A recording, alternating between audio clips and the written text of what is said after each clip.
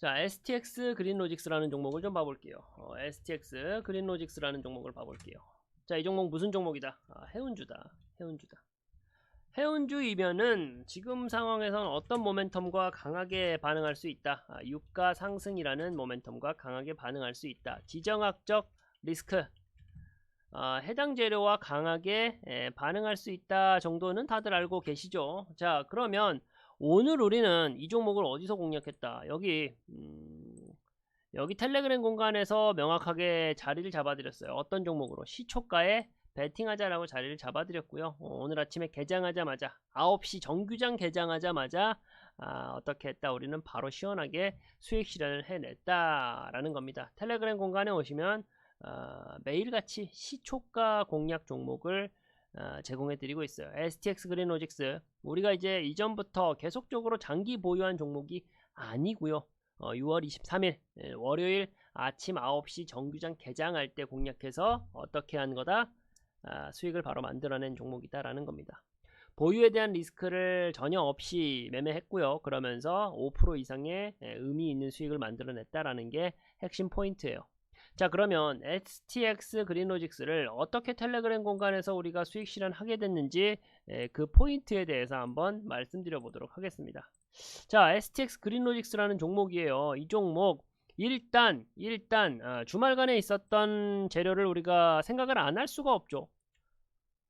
해운주다. 유가가 상승했고 지정학적 리스크가 극대화됐다. 왜? 벙커버스터를 발사했기 때문에. 자, 그러면 우리 증시에서 어떤 움직임을 보여있지? 그리고 아침 7시에 개장하는 이 증시에서 과연 유가의 움직임이 어떻게 나오는지를 우리가 당연히 파악을 해봐야겠죠. 자, 아침 7시에 우리가 시장을 봤을 때 어떤 움직임을 확인할 수가 있었죠? 아침 7시에 유가는 올라가. 유가는 올라가더라. 미증시는 조정받더라. 자, 일단 이것만 보더라도 우리가 단번에 해석할 수 있어야 될 내용이 있어요. 유가가 올라가고 미증시가 조정받더라. 언제? 아침 7시에 우리 시간으로 아침 7시 뉴욕 증권거래소가 열리는 아침 7시 개장하자마자 저기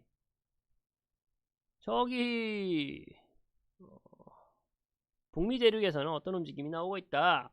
글로벌 경기를 끌고 가는 북미 대륙에서는 유가가 올라가는 모습을 보여주더라. 그리고 미증시는 조정받더라.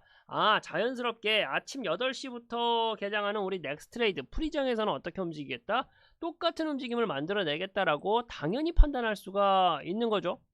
유가는 올라갈 거고 미증시는 조정받을 거다. 자, 그러면 우리가 시초가에 공략하는 종목을 찾고 있는 거예요. 맞나요? 자, STX 그린로직스라는 종목은 해운주다. 유가가 상승하게 되면은 지정학적 리스크가 상승하게 되면은 주가가 올라갈 수 있는 종목이다. 자, 그런데 개장하기 2시간 전에 미증시에서는 무슨 모습을 보였다? 유가 올라가는 모습 보여주더라. 미증시 조정받는 모습 보여주더라. 결국 테마주가 강하게 갈 수 있는 환경이 조성되더라라는 것을 확인할 수가 있는 거죠. 자, 거기에 더해가지고 또 몇 시를 봐야 될까요? 아침 8시를 봐야겠죠. 아침 8시 무슨 시간이죠? 아침 8시. 자, 프리장 넥스트레이드가 개장하는 시간입니다. 아침 8시에 우리는 뭘 봐야 된다. 자, 그러면 유가가 올라갈 때 주가가 움직일 수 있는 종목들 제가 앞에 적어놨죠. 원유와 관련된 종목들 흥구석유, 중앙에너비스, 한국석유.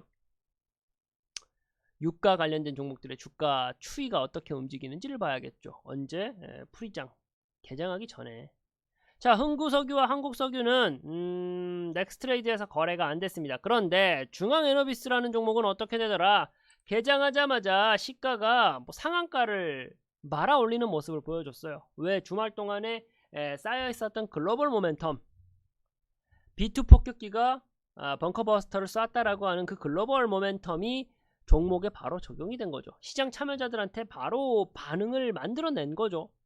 자, 그러면은 유가가 올라간다라고 하는 종목의 주가가 움직이는 모습을 우리가 확인을 했어요. 미증시에서도 유가가 올라가는 모습을 확인했어. 거기에 더해가지고 국내 증시 프리장에서 유가 상승에 베팅할 수 있는, 수혜를 받아볼 수 있는 종목이 올라가는 걸 확인했어. 자, 여기까지 우리가 맞췄단 말이에요. 그러면 9시 정규장이 될 때, 9시 정규장이 열릴 때, 자연스럽게 유가 상승에 베팅할 수 있는 종목들의 주가가 적어도 정규장 개장하고 나서 1시간 이내에는 어떻게 되겠다, 강하게 움직임이 나와줄 가능성이 높겠다라고 우리가 판단할 수가 있는 거죠. 맞나요? 자, 그 관점에서 우리가 공략했던 종목이 STX 그린로직스라는 종목이다라는 거예요. 자, 그러면 다 이해했어요. 다 이해했는데 뭐 미증시에서 유가 올라가고 미증시 조정받고 그런 거 다 이해했는데 왜 하필 STX 그린로직스를 공략했나요? 라고 궁금해하실 수 있으시죠? 거기에 대해서 말씀을 좀 드려볼게요. 일단 유가 상승했을 때 주가가 올라갈 수 있는 재료들, 원유와 관련된 종목들 한번 봐보겠습니다. 자, 흥구석유, 한국석유, 이 두 종목은 어떤 종목이다? 단기과열, 그리고 투자 경고 받은 종목들이에요. 왜? 말 그대로 단기간에 주가가 뻥튀기 된 종목들이니까. 자, 그러면 이런 종목들은 어떻게 하는 게 좋을까요? 기본적으로 피해가면 좋겠죠. 기본적으로 피해가면 좋습니다. 그래서 한국석유하고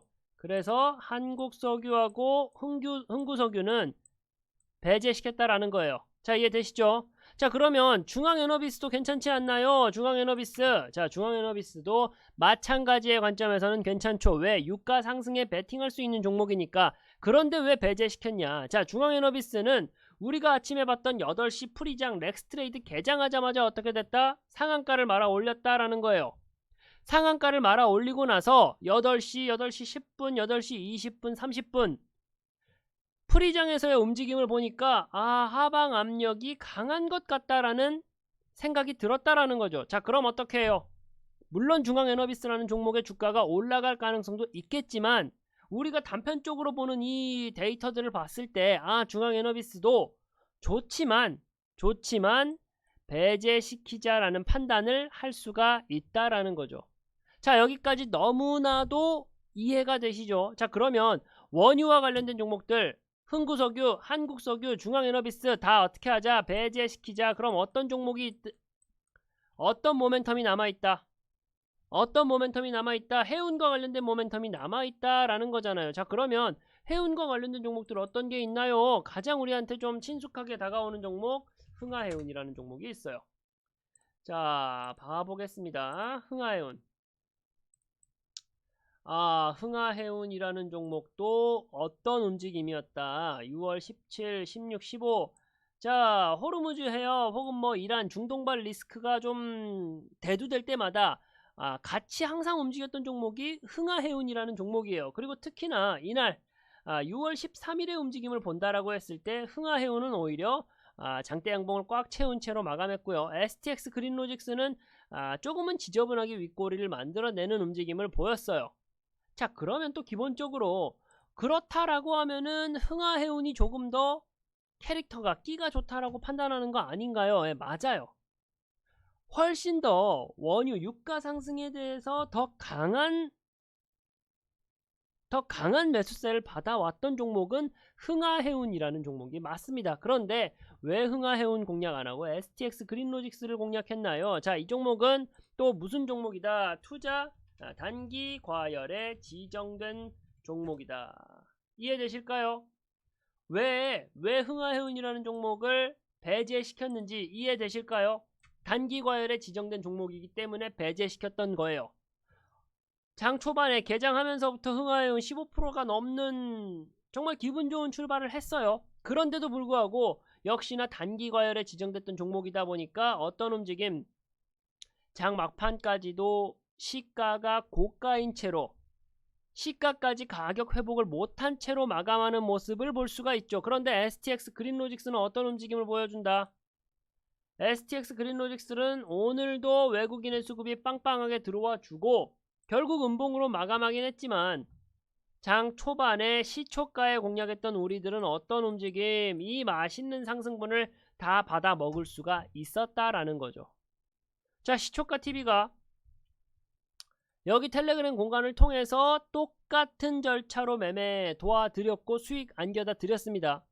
왜 STX 그린로직스라는 종목을 오늘 공략했는지, 전체적인 시장의 분위기를 봤을 때 상승 종목보다 하락 종목의 개수가 2배, 3배가 넘는 날이었어요. 몇몇 주도하는 종목들을 잡아내지 못했다라고 하면은 오늘 참 울상인 사람들 많을 시장이었다라는 거예요. 그런데 우리는 어떻게 했다? 텔레그램 공간에서 다른 가타부타 지저분한 매매 하지 않고, 다른 가타부타 지저분한 매매를 하지 않고 어떤 종목 갈 수 있는 모멘텀과 왜 우리가 이 종목을 매수해야 되는지에 대한 그 매수 근거까지 확립한 상태로 시초가 트레이딩을 했더니 어떻게 됐다? 5%가 넘는 수익률을 잡아갈 수 있었다라는 겁니다. 시장의 분위기는 항상 바뀝니다. 다만 아침 9시 개장할 때 정규장이 열리는 그 시점에 유동성이 풍부하다라고 하는 시장의 진리는 변하지 않아요. 그 진리를 쫓아가면서 나한테 수익을 안겨다 줄 수 있는 가장 매수의 근거가 좋은 종목을 우리가 찾고 내 포트에 담아낼 수 있다라고 하면은 오늘처럼, 지난주처럼 계속적으로 쌓아가는 매매가 가능하다라는 말씀을 좀 드리는 거고요. 지금 6월달 들어와가지고 거의 200%에 준하는 수익률을 만들어내고 있어요. 어떤 매매만 해가지고 시초가에 공략해서 수익 만들어내는 매매만 해가지고 준 200%에 달하는 수익을 만들어내고 있다라는 겁니다. 이게 팩트고요.